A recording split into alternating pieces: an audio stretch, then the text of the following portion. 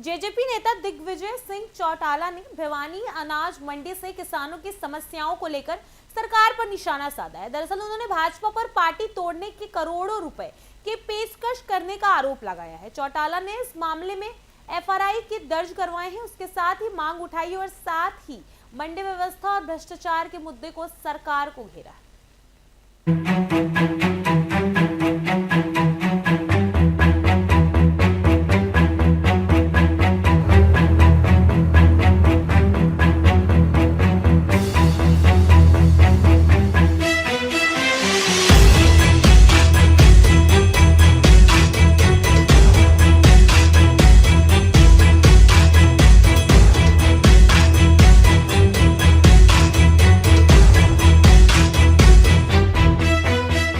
हम सब लोग किसानों का दुख दर्द समझने के लिए भिवानी मंडी में आए हैं। मैं बाहर से देख रहा हूँ, लंबी लंबी कतारें ट्रैक्टरों की, ट्रालियों की लगी हुई हैं। चौतरफा सरकार ने फसल खरीद में जो बेकायदगी का रुख अपनाया हुआ है, ऊपर से बायोमेट्रिक्स का जो ये काला कानून लेकर के आए हैं, मैं तो अंग्रेजी शासकों के द्वारा लाए गए कानून से भी बुरा कानून इसे मानता हूँ। किसान का एक एक दाना, उसकी फसल की खरीद होनी चाहिए। उसके लिए आपको दो दो जगह अंगूठे लगाने पड़े, वेरीफाई करना पड़े। एक बार गेट पे लगाना पड़े और एक बार आपकी जहाँ ढेरी है वहां लगाना पड़े। इससे बड़ा काला कानून नहीं हो सकता।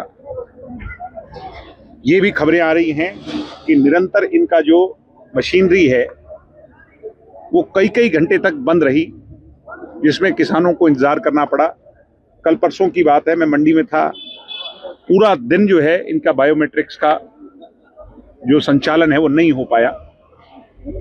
मॉइस्चर लेवल जो है आज ये तो तय है, क्योंकि बारिश इतनी ज्यादा हुई इस बार और बेमौसमी बारिश हुई, ओलावृष्टि हुई।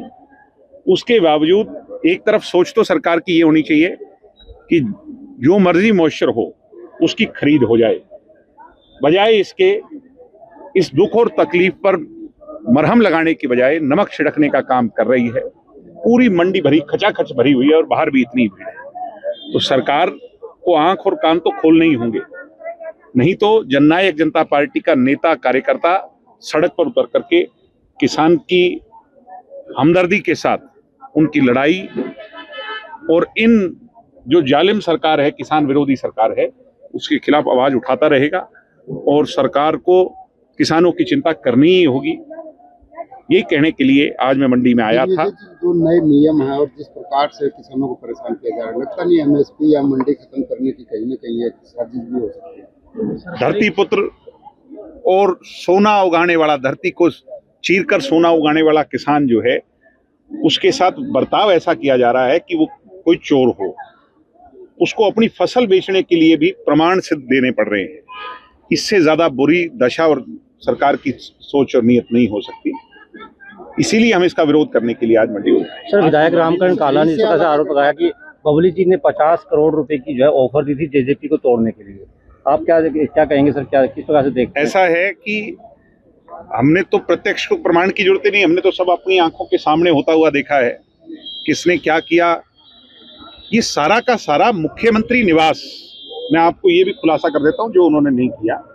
और उस समय हमें पता है कि हमें पार्टी को बचाने के लिए क्या कुछ कुर्बान करना पड़ा था। मुख्यमंत्री निवास के अंदर एक मुख्यमंत्री मनोहर लाल जी उस समय के, और एक और व्यक्ति है इसमें सारी साजिश में।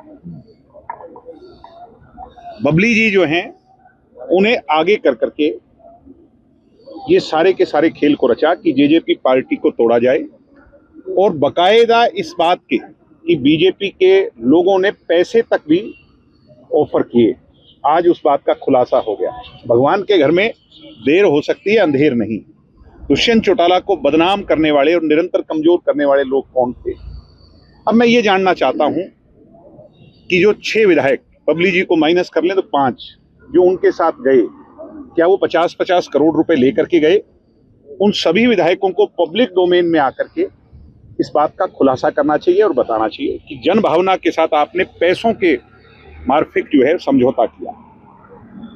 एक बात और है कि अगर ये इतना बड़ा अपराध हुआ है तो सरकार अब किस बात का इंतजार कर रही है FIR रजिस्टर करे और जननायक जनता पार्टी तोड़ने की साजिश में मुख्यमंत्री मनोहर लाल जी और एक व्यक्ति और है, मैं उसका नाम नहीं लूंगा, पहले मैं इनके मुंह से सुनना चाहता हूं। अगर ये नहीं बताएंगे तो मैं विद प्रूफ और एविडेंस उस आदमी का नाम भी पब्लिक डोमेन में ला करके रखूंगा कि जिस JJP को तोड़ने के लिए 50-50 करोड़ के ऑफर दिए गए, आप ये समझ सकते हैं कि ये कितना घबराए हुए और दुष्यंत चौटाला की लोकप्रियता से डरे हुए।